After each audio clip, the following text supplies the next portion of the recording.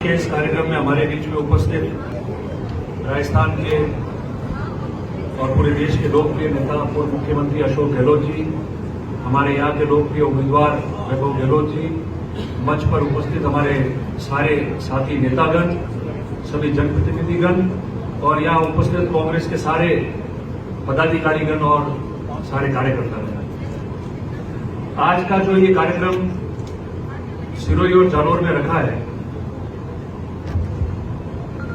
वो जिले के समस्त हमारे जो ब्लॉक अध्यक्ष हैं, मंडल अध्यक्ष हैं, कांग्रेस के प्रमुख कार्यकर्ता हैं, वरिष्ठ नेता हैं, उन सबको आमंत्रित किया गया जिला कांग्रेस कमेटी की तरफ से, ताकि हम यहां बैठ के सम्मानीय गहलोत साहब को, हमारे प्रत्याशी को और नेतागणों को सुन सके, उनसे संवाद कर सके और बात कर सके। और आगामी दिनों में जो कार्यक्रम जिला कांग्रेस कमेटी द्वारा इस चुनाव के लिए प्रस्तावित है, जिसमें कांग्रेस पार्टी के विधानसभा वाइज सारे कार्यकर्ताओं का सम्मेलन है, नामांकन दाखिल करने वाला दिन है और उसके पश्चात जो विभिन्न विधानसभा क्षेत्रों में गांवों में हमको प्रत्याशी के साथ दौरा करना है, उसके अतिरिक्त भी जो चुनाव का प्रचार करना है, उसके लिए हम लोग सब इकट्ठे हुए हैं। आज का उद्देश्य ये है। मेरा आप सबको निवेदन है, आप सब कांग्रेस पार्टी के पदाधिकारी,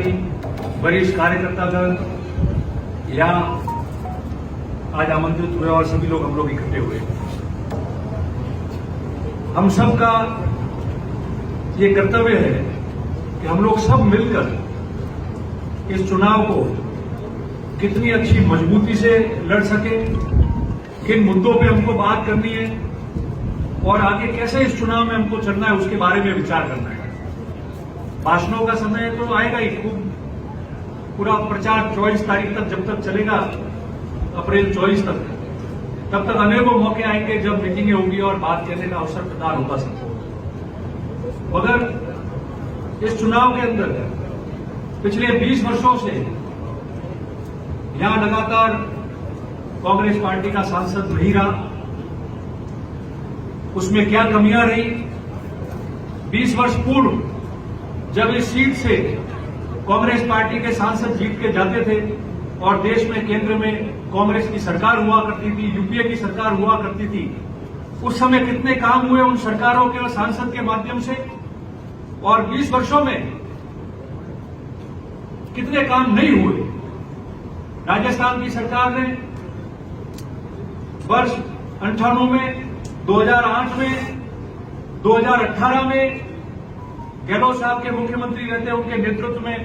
जालोर जिले में कौन कौन से ऐतिहासिक काम किए और उस काम को उसके बाद आई हुई भारतीय जनता पार्टी की सरकारों ने कैसे रोका, ठप कर दिया, और उसके बावजूद भी कांग्रेस की वापस सरकार आने के बाद उन कामों को शुरू किया, उसके बारे में हमको चर्चा करनी है। आप कांग्रेस के कार्यकर्ता यहां बैठे, चुनाव आप लोगों से ही लड़ा जाएगा। आप लोग जो मेहनत करोगे, जितना आप भागोगे, दौड़ोगे, जितना आप काम करोगे, जो अच्छे सुझाव आप दोगे, जो मार्गदर्शन आप लोग दोगे, मार्गदर्शन नेता नहीं देता है। आप लोगों ने हमको काबिल बनाया, इसलिए हम मंच पे बैठ के बात कर रहे हैं, मगर वो कार्यकर्ता होता है।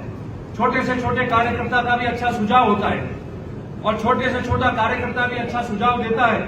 तो उस बात को मान लीजिए जिससे हमको सफलता हासिल हो सके। हम सब लोग जो यहाँ बैठे हैं, हमने जिन्होंने चुनाव लड़े, हारे जीते, चलता रहता है, मगर उन प्रत्याशियों को अच्छा वोट दिलाना या चुनाव जिताना, अगर आप कांग्रेस के कार्यकर्ता विभिन्न गांवों में सभी जाति बिरादरी में जाके वोट नहीं मांगते, विश्वास नहीं दिलाते, वादा नहीं करते, पैठ नहीं देते, जमकर आप मुकाबला नहीं करते, बूथों पे आप वोट नहीं डलाते, तो क्या इतने अच्छे वोट हारे हुए प्रत्याशियों को भी मिलता और जीते हुए प्रत्याशी क्या चुनाव जीत पाते? मुझे बताओ आप। तो सब आप पे निर्भर है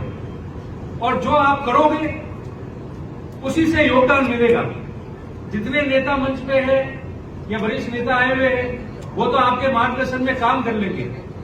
वो आपका साथ देंगे, मगर पार्टी का कार्यकर्ता है, वो जो करेगा वही काम आने वाला है। और हमारे पास में कहने को बहुत कुछ है, समय आने पे सारी जानकारी भी आपको प्राप्त हो जाएगी, मगर इस जालोर जिले में आप देख लो, 2-3 बातें मैं आपको बता रहा हूं। ये पीने का पानी जिसकी सबसे ज्यादा समस्या जालौर जिले में थी और आज भी है क्यों मैं कह रहा हूं और थी क्यों, क्योंकि वर्ष 2012 और 13 में आपको याद हो तो वर्ष 2000 में सुखराम जी आप बैठे प्रधान होंगे, हीरालाल जी एमएलए थे। सबसे पहला कार्यक्रम गहलोत साहब का वहां रखा था मीठी बेरी और सुखराम जी कौन से मीठी बेरी पे। उस दिन इस जालौर जिले में पहला पानी कैसे आएगा उसकी नींव रखी गई थी गहलोत साहब से, उस समय मुख्यमंत्री थे। और 2003 में जब सरकार चली गई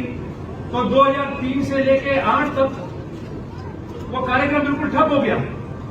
और जब लगा कि 2008 में चुनाव आ रहा है तो राजस्थान की सरकार ने गुजरात सरकार का भी विज्ञापन छाप दिया और बॉर्डर पे कह दिया कि हम पानी देंगे पीने के लिए, इरिगेशन के लिए। राजस्थान की सरकार तो बॉर्डर पे पहुंच गई और वहां से 1 किलोमीटर दूसरे बॉर्डर पे गुजरात की सरकार के उस समय के आज के प्रधानमंत्री जी, मुख्यमंत्री जी कोई नहीं आया क्योंकि उनको पानी देना नहीं था। मगर 2008 में जब कांग्रेस की वापस सरकार बनी तब 2012, 13 और 13-14 के बजट के अंदर 1500 करोड़ रुपए का पानी लाने का डीआरईआर और एफआर प्रोजेक्ट के माध्यम से अशोक गहलोत जी की सरकार ने प्रावधान किया था, काम शुरू कराया। और आप देख लो वो काम शुरू हुआ और जैसे ही 2013 में सरकार बदल गई, ये सब भारतीय जनता पार्टी के लोग और कार्यकर्ता ठेका लेने के लिए लड़ पड़े, ठेकेदार भाग गए, उसकी वजह से कंपनियों को ब्लैकलिस्ट करना पड़ा, नए ठेकेदार आए और वो पानी जो आपका 2016-17 में तीनों माध्यम से यहां आना चाहिए था वो पानी आपके जालौर जिले में हर घर तक नहीं पहुंचा।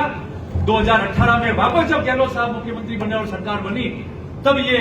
जल जीवन का काम, एफआर डीआरईआर का काम ये वापस शुरू कराया और अभी रोड में जो ये पाइप नजर आ रहे हैं और जो काम चल रहा है 2 साल से वो उस अशोक गहलोत जी की सरकार की देन है। मैं 2 बातें कह रहा हूं, बाकी आपको सब पता है। और सड़कों की ये बात कर रहे हैं, कोई भी व्यक्ति कहता है कि जालौर की सड़कों की इतनी खराब दुर्दशा है, बिल्कुल है, मैं भी स्वीकार कर रहा हूं है, पर खराब कब हुई? 2013 तक अच्छी सड़कें बना के कांग्रेस की सरकार ने आपको दे दी और 2013 के बाद जब भारतीय जनता पार्टी की सरकार बनी और 2016 और 17 में जालौर जिले में सर्वाधिक वर्षा हुई, बाढ़ आई, सड़कें टूट गई, उसके बाद उन्होंने कारी भी नहीं लगाई उन सड़कों पे, उन सड़कों को ठीक भी नहीं किया। 2018 में कांग्रेस की सरकार आई जब सब सड़कों का बजट में प्रावधान किया और धीरे धीरे करके सब सड़कों को काम शुरू किया। 5 साल हो गए इनके किए हुए तकलीफों को दूर करने में, कांग्रेस को 5 साल लगे इन सड़कों को वापस ठीक करने में। और बाकी आपको गहलोत साहब बता ही देंगे कि मेडिकल कॉलेज का क्या हुआ था, सिरी में है, सही जी बता देंगे। अभी 3 जिलों में तो बजट के अंदर 300-400 करोड़ रुपए, राजस्थान की सरकार ने देश में एकमात्र सरकार है जब केंद्र ने ना कर दिया फिर भी राजस्थान की सरकार थी और मुख्यमंत्री अशोक